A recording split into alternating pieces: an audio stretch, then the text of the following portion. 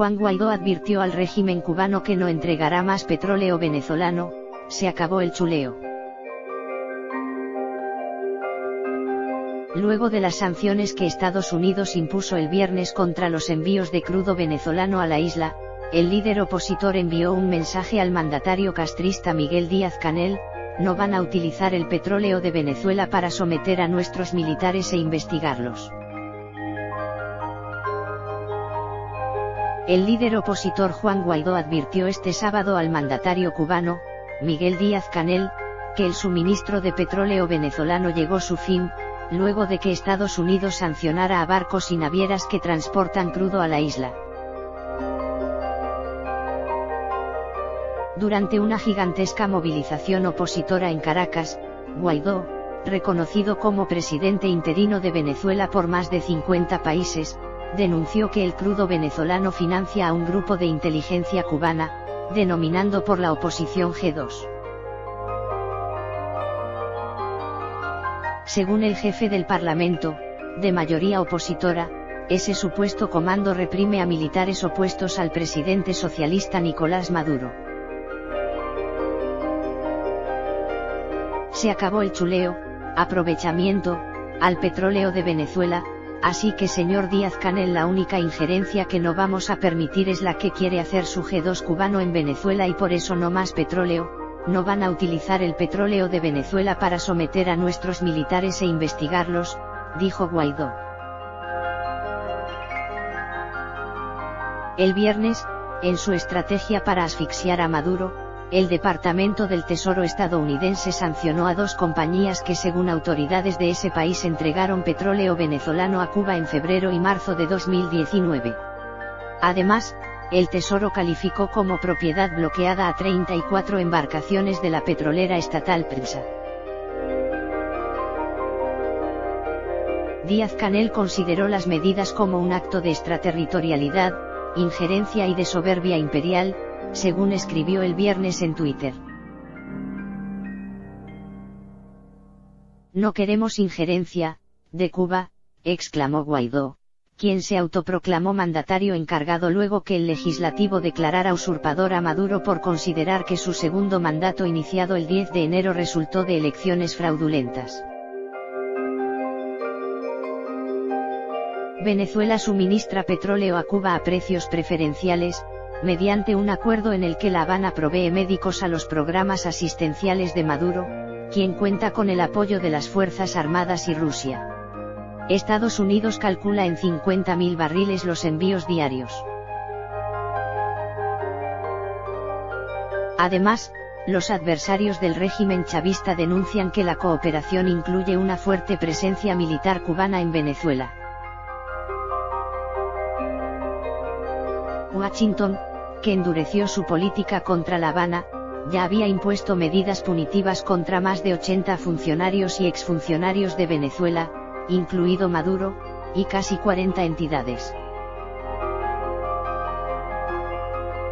Además, aplicó a fines de enero sanciones a PDVSA que funcionarán de hecho como un embargo al crudo venezolano cuando empiecen a regir el 28 de abril. La intensa crisis que vive hoy Venezuela ha provocado un descenso en el intercambio comercial bilateral y un sensible descenso en los envíos de petróleo subsidiado que suministra a Cuba, que ha tenido que buscar proveedores alternativos como Rusia y Argelia. El líder opositor Juan Guaidó advirtió este sábado al mandatario cubano, Miguel Díaz-Canel, que el suministro de petróleo venezolano llegó a su fin, luego de que Estados Unidos sancionara a barcos y navieras que transportan crudo a la isla. Durante una gigantesca movilización opositora en Caracas, Guaidó, reconocido como presidente interino de Venezuela por más de 50 países, denunció que el crudo venezolano financia a un grupo de inteligencia cubana, denominando por la oposición G2. Según el jefe del Parlamento, de mayoría opositora, ese supuesto comando reprime a militares opuestos al presidente socialista Nicolás Maduro. Se acabó el chuleo, aprovechamiento, al petróleo de Venezuela, Así que señor Díaz-Canel, la única injerencia que no vamos a permitir es la que quiere hacer su G2 cubano en Venezuela, y por eso no más petróleo. No van a utilizar el petróleo de Venezuela para someter a nuestros militares e investigarlos, dijo Guaidó. El viernes, en su estrategia para asfixiar a Maduro, el Departamento del Tesoro estadounidense sancionó a 2 compañías que, según autoridades de ese país, entregaron petróleo venezolano a Cuba en febrero y marzo de 2019. Además, el Tesoro calificó como propiedad bloqueada a 34 embarcaciones de la petrolera estatal PDVSA. Díaz-Canel consideró las medidas como un acto de extraterritorialidad, injerencia y de soberbia imperial, según escribió el viernes en Twitter. No queremos injerencia de Cuba, exclamó Guaidó. Venezuela suministra petróleo a Cuba a precios preferenciales, mediante un acuerdo en el que La Habana provee médicos a los programas asistenciales de Maduro, quien cuenta con el apoyo de las Fuerzas Armadas y Rusia. Estados Unidos calcula en 50,000 barriles los envíos diarios.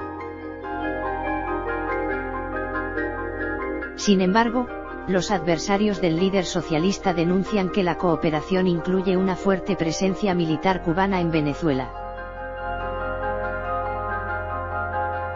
Washington, que endureció su política contra La Habana, ya había impuesto medidas punitivas contra más de 80 funcionarios y exfuncionarios de Venezuela, incluido Maduro, y casi 40 entidades.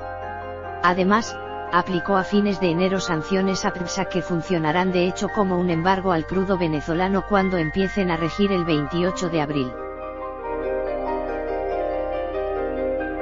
Intelectuales de 40 países apoyan a Venezuela y Cuba y acusan a Trump. México, 7 de abril, Prensa Latina, delegados de 100 organizaciones políticas de 40 países participantes en un seminario internacional del Partido de los Trabajadores PT de México apoyaron hoy a Venezuela y Cuba y repudiaron a su agresor Donald Trump. El 23 Seminario Internacional Los Partidos y una Nueva Sociedad concluyó este domingo sus sesiones de trabajo después de 3 días de intensos debates de temas actuales, en los que predominaron los relacionados con la situación en Venezuela, el bloqueo a Cuba, la amenaza a los procesos de paz en Colombia y el Medio Oriente y las crisis económicas y laborales provocadas por gobiernos neoliberales. Después de escuchar más de 150 ponencias en las que se hicieron verdaderas radiografías de la situación en cada país representado y por regiones, los académicos, politólogos, líderes de partidos políticos, de organizaciones sociales y sindicales, economistas, analistas internacionales y comunicadores, aprobaron 15 resoluciones para emprender acciones concretas de solidaridad y de condena al imperialismo. Una de ellas exige la liberación inmediata y sin condiciones de Luiz Inácio Lula da Silva, Milagros Salas y otros muchos presos políticos en América Latina, Estados Unidos y otros países. También exigen garantías para la seguridad de Julian Assange y condenan la traición al movimiento progresista del presidente de Ecuador, Lenín Moreno. En varias se repudia el bloqueo económico, comercial y financiero a Cuba, se insiste en el apoyo en todos los sentidos a Venezuela frente a las agresiones de Estados Unidos, y se condena al gobierno de Colombia por vulnerar el acuerdo de paz y poner en peligro a la región por su hostilidad contra el gobierno de Nicolás Maduro. Otras respaldan el gobierno progresista de Andrés Manuel López Obrador y su batalla por la Cuarta Transformación de México, que tiene como centro una dura batalla contra la corrupción y la impunidad. También apoyan a los gobiernos de Bolivia, de Evo Morales, y de Nicaragua con Daniel Ortega, abogan por mantener a América Latina y el Caribe como una región de paz, repudian el gobierno neoliberal de Mauricio Macri en Argentina y se solidarizan con la expresidenta Cristina Fernández de Kirchner. Una de las resoluciones se refiere al Estatuto Colonial de Puerto Rico y expresa su respaldo a las fuerzas independentistas, al igual que lo hace hacia el Frente Polisario en el Sáhara, con el pueblo de Siria, y condena la provocadora anexión de los territorios ocupados del Golán a Israel, y el apoyo a Yemen ante los crímenes cometidos por la monarquía saudita. También fueron presentados 3 libros editados por el PT, Antología sobre el bonapartismo desde el 18º Brumario de Carlos Marx hasta el significado actual de ese concepto. El otro es una compilación de artículos a cargo del escritor cubano Roberto Regalado titulado El ciclo progresista en América Latina, y el último a contraluz, que pasa revista a los procesos sociales y políticos de la izquierda en el continente. Las conclusiones del evento, que cerró en las primeras horas de la madrugada, estuvieron a cargo del expresidente de Honduras Manuel Zelaya, quien lo hizo de una manera especial, en un solo párrafo, según explicó previamente. Todos los hechos denunciados en este seminario sobre las conspiraciones y los ataques del imperialismo norteamericano y europeo contra América Latina, el Caribe y otros continentes, constituyen crímenes tan abominables y devastadores contra la paz, la libertad y la humanidad, que no condenarlos, desconocerlos, ignorarlos y guardar silencio, constituye el mayor riesgo de sobrevivencia de la especie humana y de nuestra civilización. Por su parte, los jóvenes que participaron en el evento presentaron una declaración colectiva antiimperialista muy combativa que fue aprobada por el Pleno con una gran ovación. El líder del PT, Alberto Anaya, anunció la realización el año que viene del CSIB encuentro que, dada la cantidad de ponentes que ya solicitaron espacios, se extenderá un día más, 4 en lugar de 3, para evitar que se quede alguno sin exponer.